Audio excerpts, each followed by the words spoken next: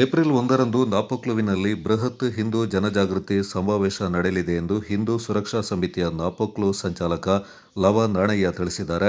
ಸುದ್ದಿಗೋಷ್ಠಿಯಲ್ಲಿ ಮಾತನಾಡಿದ ಅವರು, ಅಂದು ಬೆಳಿಗ್ಗೆ 10 ಗಂಟೆಗೆ ನಾಪೋಕ್ಲು ಹಳೆ ತಾಲೂಕು ಜಂಕ್ಷನ್ನಿಂದ ಜಾಥಾ ನಡೆಯಲಿದೆ. ನಂತರ ಮಾರುಕಟ್ಟೆ ಆವರಣದಲ್ಲಿ ಜನಜಾಗೃತಿ ಸಭೆಯನ್ನು ಏರ್ಪಡಿಸಲಾಗಿದೆ ಎಂದರು.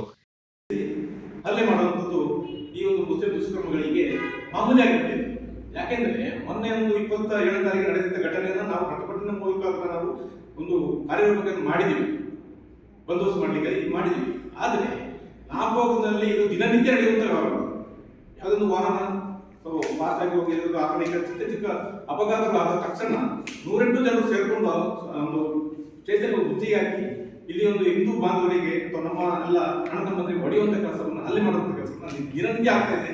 ಕೆಲವು ಜನರು ಮಾನಕ್ಕೆ ಹಚ್ಚಿ ಈ ಒಂದು ಕಾನೂನಿಗೆ ಎದುರ್ಕೊಂಡು ಇದರ ಸಾಹಸ ಬೇಡ ಅಂತ ಹೇಳಿ ಸುಮ್ಮನೆ ಕೂರುವಂಥ ವ್ಯವಸ್ಥೆ ಆಗ್ತಾ ಇದೆ. ಇದರಿಂದಾಗಿ ಭಯದ ವಾತಾವರಣವನ್ನು ನಾಪೋಕ್ಲಲ್ಲಿ ಮಾತ್ರ ನಿರ್ಮಾಣ ಆಗಿದೆ. ಯಾಕೆ ಹೀಗೆ ನಿಮ್ಗೆ ಗೊತ್ತಿರಬಹುದು. ಇದೇ ವೇದಿಕೆಯಲ್ಲಿ ಇಸ್ಮಾಯಿಲ್ ಅಂತಕ್ಕಂಥ ಒಬ್ಬ ವ್ಯಕ್ತಿ ಒಂದು ಪಕ್ಷದ ಬ್ಲಾಕ್ ಅಧ್ಯಕ್ಷ, ಅವರ ಮಗ ನೇರ ಸಾಮೀಲಾಗಿದ್ದಾನೆ. ಅದರ ಜೊತೆಗೆ ಅವನು ಬಂದು ಇಲ್ಲಿ ಅಂದ್ರೆ ನಮ್ಮ ಮಗ ಇಲ್ಲ, ನನ್ನ ಮಗ ಸಾಮೀಲಾಗಿಲ್ಲ ಅಂತ ಹೇಳಿ ನಾವೆಲ್ಲ ಸಾಕ್ಷಿ ಸಮೇತ ಪ್ರೂವ್ ಅದು ಸಹ ಇಲ್ಲಿ ಒಂದು ಅವರೊಬ್ಬ ಜನಪ್ರತಿನಿಧಿಯಾಗಿ ಇಲ್ಲಿ ಬಂದು ಸಮೀಕರಣವಂತ ವ್ಯವಸ್ಥೆ ಆಗಬೇಕಾಗಿದೆ. ಸಾಮರಸ್ಯ, ಕೋಮ ಸಾಮರಸ್ಯ ಯಾಕೆ ಬೆಳಿಬೇಕು, ಅವರೊಬ್ಬ ಗ್ರಾಮ ಪಂಚಾಯತ್ ಸದಸ್ಯರಾಗಿದ್ದಾರೆ.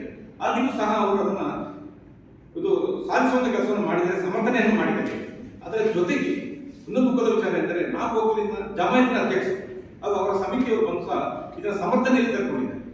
ಯಾಕೆಂದ್ರೆ ಮುಖ್ಯ ಆರೋಪಿ ಒಬ್ಬ ಇದ್ದಾನೆ, ಅವನು ಆ ಅಧ್ಯಕ್ಷನ ಅಕ್ಕನ ಮಗ ಏನು ಆಗ್ಬೇಕು ನೆಂಟರು ಸ್ವಂತ. ಆ ಕಾರಣಕ್ಕೆ ಅವರು ಸಹ ಅದನ್ನು ಸಮರ್ಥನೆ ಮಾಡ್ಕೊಂಡಿದ್ದಾರೆ. ಎಲ್ಲಿ ಸಾಮರಸ್ಯ, ಎಲ್ಲಿ ನಾವು ಧರ್ಮಗಳು ಸಾಮರಸ್ಯದಿಂದ ಸೌರಭ್ಯದಿಂದ ಇರುವಂತಹ ಚಾನ್ಸಸ್ ಹೇಗಿದೆ, ಇದನ್ನು ನಾವು ತಿಳ್ಕೊಳ್ಬೇಕಲ್ಲ. ಈ ಸಮರ್ಥನೆ ಮಾಡುವಂತ ವಿಚಾರ ಬಂದಾಗ ನಮ್ಗೆ ಗೊತ್ತಿದೆ, ಇಲ್ಲಿ ಯಾರಾದ್ರೂ ಒಂದು ಘಟನೆ ನಡೆದಾಗ ಸಭ್ಯ ಸಮಾಜ ಏನ್ ಮಾಡ್ಬೇಕು ಅಂತ ಖಂಡನೆ ಮಾಡಬೇಕು ಅಲ್ವಾ. ನಾಪೋಕ್ನಲ್ಲಿ ಅವಷ್ಟು ಮುಸ್ಲಿಂ ಸಂಘಗಳಿದ್ದಾವೆ, ಕೊಡಗಿನಲ್ಲಿ ಸಹ ಸಂಘಗಳಿದ್ದಾವೆ, ಮುಸ್ಲಿಂ ಸಮಾಜ ಇದೆ. ಅಥವಾ ಕೊಟ್ಟಮಡಿ ಇರ್ಬೋದು, ನಾಪೋಕ್ಲು ಇರ್ಬೋದು, ಎಮ್ಎಂ ಇರ್ಬೋದು, ಕೊಳಕೇರಿ ಕುಂಜಿಲ ಇರ್ಬೋದು, ಇಲ್ಲಿ ಇರ್ತಕ್ಕಂಥ ಜಮಾಯಿತಿಗಳು ನಮ್ಮ ಏರಿಕೆ ಬರುವಂಥದ್ದು ನಾಪೋಕ್ಲು ನಾಡಿಗೆ ಅವ್ರನ್ನ ಖಂಡನೆ ಮಾಡಬೇಕಾಗಿದೆ.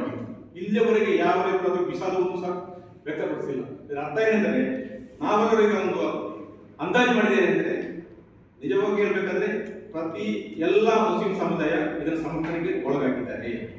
ಈ ಒಂದು ವಿಚಾರ ಹೊರಸದೆ ಅವರು ಸಹ ಇದು ನಡೀಲಿ, ಹಿಂಸೆ ನಡೀತಾ ಇರಲಿ ಅಂತಕ್ಕಂಥ ಪ್ರಚೋದನೆ ಅಂತ ನಮಗೆ ಭಾವಿಸಬೇಕಾಗುತ್ತೆ ಈ ಜನತೆ ಕೂಡ ಇದ್ದಂತೆ.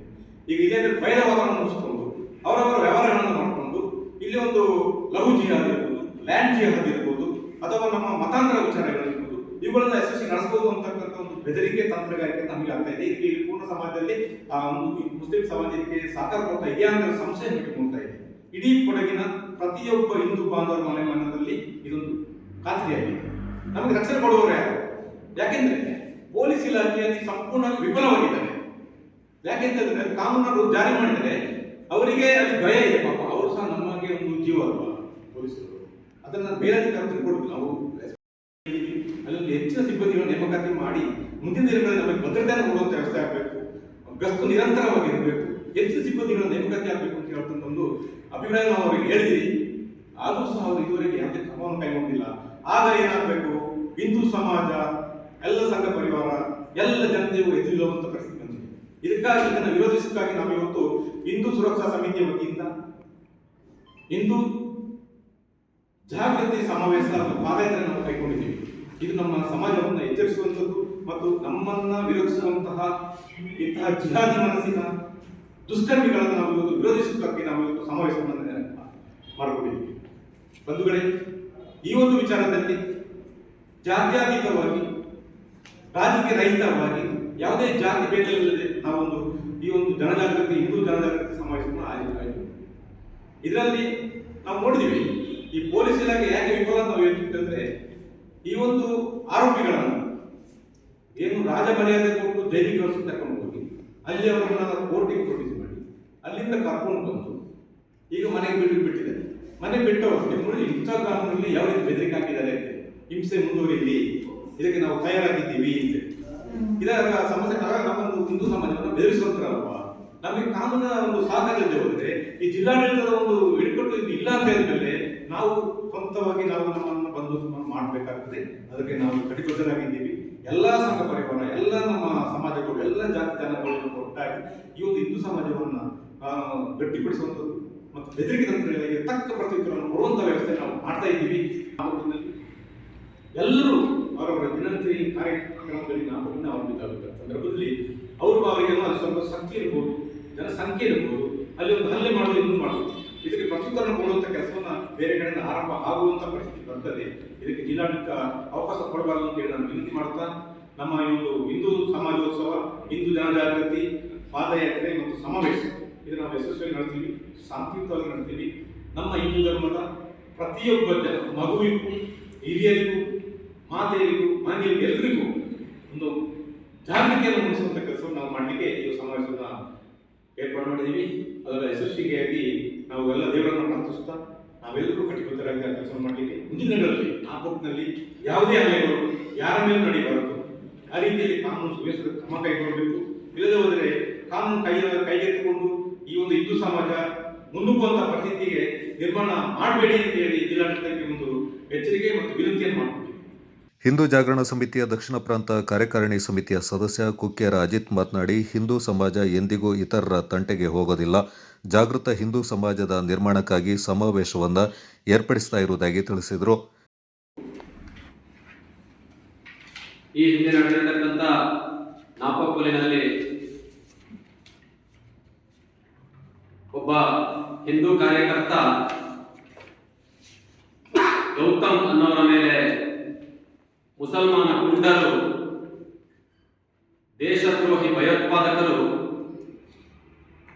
ಆ ಒಂದು ಪ್ರಚಾರ, ಹಿಂದೂ ಸಂಗಮ ಕಾರ್ಯಕ್ರಮದ ಪ್ರಚಾರದ ವಾಹನದಲ್ಲಿ ಹೋಗ್ತಾ ಇದ್ದಂಥ ಸಂದರ್ಭದಲ್ಲಿ ಆ ಪ್ರಚಾರವನ್ನು ಮಾಡಬಾರದು ಮತ್ತೆ ಆ ಕೇಸರಿ ಧ್ವಜವನ್ನು ವ್ಯಕ್ತಿಯ ಮೇಲೆ ಹಲ್ಲೆಯನ್ನು ಮಾಡುವುದರ ಮೂಲಕ ಆ ವ್ಯಕ್ತಿಯ ಕೊಲೆಗೆ ಕೂಡ ಪ್ರಯತ್ನ ಮಾಡಿರುವಂಥದ್ದು ನಮ್ಮ ಜಿಲ್ಲೆಯಲ್ಲಿ ನಾವು ನೋಡಿದ್ದೇವೆ. ಇವತ್ತು ಎಲ್ಲಿ ಇಸ್ಲಾಂ ಬಾಹುಳ್ಯ ಜಾಸ್ತಿ ಇದೆಯೋ ಅಲ್ಲಿ ಎಲ್ಲಲ್ಲಿಯೂ ಕೂಡ ಈ ರೀತಿಯ ಭಯೋತ್ಪಾದನೆಗಳು ಹೆಚ್ಚಾಗಿ ಕಾಣಿಸ್ತಾ ಇದೆ. ಕೊಡಗಿನ ಬೇರೆ ಬೇರೆ ಭಾಗಗಳಲ್ಲೂ ಕೂಡ ಇವತ್ತೇನು ನಾಪೋಕ್ಲಿನಲ್ಲಿ ಆಗಿದೆಯೋ ಅದೇ ರೀತಿಯಲ್ಲಿ ಮುಸಲ್ಮಾನರ ಸಂಖ್ಯೆ ಎಲ್ಲೆಲ್ಲಿ ಜಾಸ್ತಿ ಇದೆ ಆ ಭಾಗಗಳಲ್ಲೆಲ್ಲ ಕೂಡ ಹಿಂದೂಗಳ ಮೇಲೆ ಹಲ್ಲೆಯನ್ನು ಮಾಡತಕ್ಕಂಥದ್ದು ಇವತ್ತು ಸಾಮಾನ್ಯವಾಗಿಬಿಟ್ಟಿದೆ. ಎಲ್ಲಿ ತನಕ ಮುಸಲ್ಮಾನರ ಬಾಹುಳ್ಯ ಜಾಸ್ತಿ ಇರ್ತದೋ ಅಲ್ಲಿ ತನಕ ಭಯೋತ್ಪಾದನೆ ಯಾವತ್ತೂ ಕೂಡ ನಿಲ್ಲೋದಿಲ್ಲ. ಇದು ವಾಸ್ತವ ಸತ್ಯವಾಗಿರುವಂಥದ್ದು. ಇವತ್ತು ಇಡೀ ಜಗತ್ತಿನಲ್ಲಿ ಭಯೋತ್ಪಾದನೆಗೆ ಪ್ರೇರಣೆ ಕೊಡತಕ್ಕಂಥ ಒಂದು ಧರ್ಮ ಅಂತ ಹೇಳಿದ್ರೆ ಅದು ಇಸ್ಲಾಂ. ಇವತ್ತು ಇಸ್ಲಾಂ ಎಲ್ಲೆಲ್ಲಿ ಇದೆ ಅಲ್ಲೆಲ್ಲವೂ ಕೂಡ ಭಯೋತ್ಪಾದನೆಗಳು ಯಥೇಚ್ಛವಾಗಿ ನಡೀತಾ ಇದೆ. ನಮ್ಮ ದೇಶದಲ್ಲೂ ಕೂಡ ಅಷ್ಟೇ, ಎಲ್ಲೆಲ್ಲಿ ಮುಸಲ್ಮಾನರ ಬಾಹುಳ್ಯಗಳು ಜಾಸ್ತಿ ಇದೆ ಅಲ್ಲಿ ಹಿಂದೂಗಳನ್ನ ಒಕ್ಕಲೆಬ್ಬಿಸತಕ್ಕಂಥ ಪ್ರಯತ್ನಗಳು ಆಗ್ತಾನೆ ಇದೆ. ಇವತ್ತು ಕಾಶ್ಮೀರದಲ್ಲಿ ನಾವು ನೋಡಬಹುದು, ಆ ಕಾಶ್ಮೀರದ ಕಣಿವೆ ಭಾಗದಲ್ಲಿ ಸಂಪೂರ್ಣವಾಗಿ ಹಿಂದೂಗಳಿದ್ದಂತಹ ಸಮಾಜ ಇವತ್ತು ಯಾವತ್ತೂ ಮುಸಲ್ಮಾನರು ಅಲ್ಲಿ ಹೆಚ್ಚಾದ್ರು ಅಲ್ಲಿಂದ ಹಿಂದೂಗಳನ್ನ ಒಕ್ಕಲೆಬ್ಬಿಸತಕ್ಕಂಥ ಪ್ರಯತ್ನವಾಯಿತು. ಅದರಲ್ಲಿ ಸಂಪೂರ್ಣವಾಗಿ ಇಸ್ಲಾಂ ಯಶಸ್ವಿಯಾಗಿದೆ. ಆದರೆ ಇವತ್ತು ಆ ಕಾಶ್ಮೀರದ ಕಣಿವೆಯ ಒಂದು ಘಟನೆ ಇವತ್ತಲ್ಲ ನಾಳೆ ಕೊಡಗಿನಲ್ಲಿ ಆಗುವುದರಲ್ಲಿ ಖಾತ್ರಿಯೇ ಇಲ್ಲ, ಯಾವುದೇ ಕಾರಣಕ್ಕೂ ಆಗೋದಿಲ್ಲ ಅಂತ ಹೇಳಲಿಕ್ಕೆ ಸಾಧ್ಯತೆ ಇಲ್ಲ. ಅದೇ ರೀತಿಯ ಭಯೋತ್ಪಾದನೆಯನ್ನ ಇವತ್ತಲ್ಲ ನಾಳೆ ಕೊಡಗಿನ ನೆಲದಲ್ಲಿ ಈ ಇಸ್ಲಾಂ ಭಯೋತ್ಪಾದಕರು ಮಾಡೋರಿದ್ದಾರೆ. ನಾವು ನೋಡಬಹುದು, 2 ರಿಂದ 3 ದಿವಸದಲ್ಲಿ ಇಡೀ ಹಿಂದೂ ಸಮಾಜವನ್ನು ಒಕ್ಕಲೆಬ್ಬಿಸಿರತಕ್ಕಂಥದ್ದನ್ನ ಯಾವ ರೀತಿಯಲ್ಲಿ ನಾವು ಆ ರೀತಿಯಲ್ಲಿ ನಮ್ಮ ಯುವಕರು ತಯಾರಾಗಬೇಕು. ನಾವು ಯಾರ ತಂಟೆಗೂ ಹೋಗೋದಿಲ್ಲ. ಹಿಂದೂ ಸಮಾಜದ ಒಂದು ಪದ್ಧತಿಯೇ ಹಾಗೆ, ನಾವು ಯಾರ ತಂಟೆಗೂ ಹೋಗೋದಿಲ್ಲ. ನಮ್ಮ ತಂಟೆಗೆ ಯಾರು ಬಂದರೂ ನಾವು ಅದನ್ನು ಬಿಟ್ಟು ಕೊಡುವ ಪ್ರಶ್ನೆ ಇರಬಾರದು ಮುಂದೆ. ಆ ರೀತಿಯ ಎಚ್ಚರಿಕೆಯನ್ನ ವಿರೋಧಿಗಳಿಗೆ ಇವತ್ತು ಹಿಂದೂ ಸಮಾಜದಿಂದ ಕೊಡಬೇಕಾಗ್ತದೆ. ಪ್ರತಿಯೊಬ್ಬ ಹಿಂದೂ ಕೂಡ ಆ ನಿಟ್ಟಿನಲ್ಲೇ ಇವತ್ತು ಹೆಜ್ಜೆ ಇಡಬೇಕಾಗ್ತದೆ. ಇವತ್ತು ನಾವು ಯಾವುದೇ ಹಿಂದೂ ಕಾರ್ಯಕ್ರಮಗಳನ್ನು ಮಾಡಿದಾಗ, ಹಿಂದೂ ಹಬ್ಬ ಹರಿದಿನಗಳನ್ನು ಮಾಡಿದಾಗ ಇವತ್ತು ನಮಗೆ ಪೊಲೀಸ್ ಇಲಾಖೆಯ ಮೂಲಕ ಇವರು ಒತ್ತಡವನ್ನು ಹಾಕಿಸುವುದನ್ನು ನಾವು ನೋಡಿದ್ದೇವೆ. ಯಾವೇ ಮಸೀದಿ ಮದ್ರಸಗಳ